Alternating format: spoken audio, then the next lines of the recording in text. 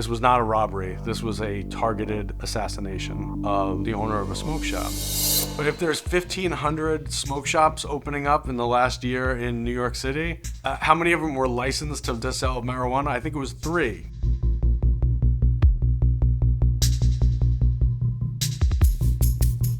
The rest of them have just kind of read the writing between the lines, which says, hey, pot's legal now, you can just sell it out of a store, and they're just opening smoke shops. These stores are making a lot of money, and the people that they're attracting to these stores are getting in gunfights in the middle of the day out in front of the store. The most recent example was a shooting in Hell's Kitchen in front of the smoke shop. That looked like it was just a simple argument between 2 people who had some business that they were doing inside the smoke shop or around the smoke shop. They jawed at each other for a while and then ended up one shooting the other one. But this story, the story where the owner of the smoke shop is actually targeted, stalked, and executed in the middle of the day on a Brooklyn street, on Avenue L in Canarsie, Brooklyn, that's the one we're gonna focus on today. So in this particular story, the victim, the owner of the smoke shop, according to his brother, went down to the Chase Bank blocks away, and he's coming back toward his smoke shop, and he stops into the same deli that he always stops in to get a sandwich. And as he's coming out, he gets gunned down.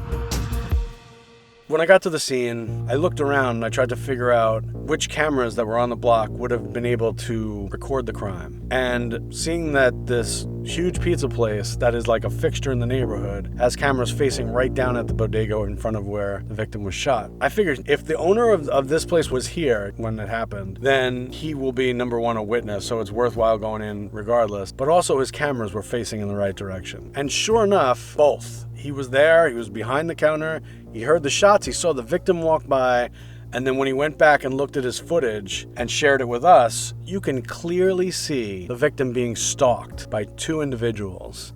There was all this arterial blood on the cement in front of the bodega where the victim had bled out. And his brother came with another guy, a friend of his, and they were trying to wash it away. We had a conversation. He's afraid, and he's rightfully afraid. He said the 2 guys who killed his brother, they knew him. He said it was no case of misidentity. Everybody in that neighborhood knows who his brother is, and they followed him and they killed him. And he was afraid that they were gonna come back and shoot up the store and kill him. And I got the sense that this was more about the business that they're in. I asked him, did he have any problems with anybody? Did he have any altercations, any arguments? And he said that no, his brother had no beefs with anybody.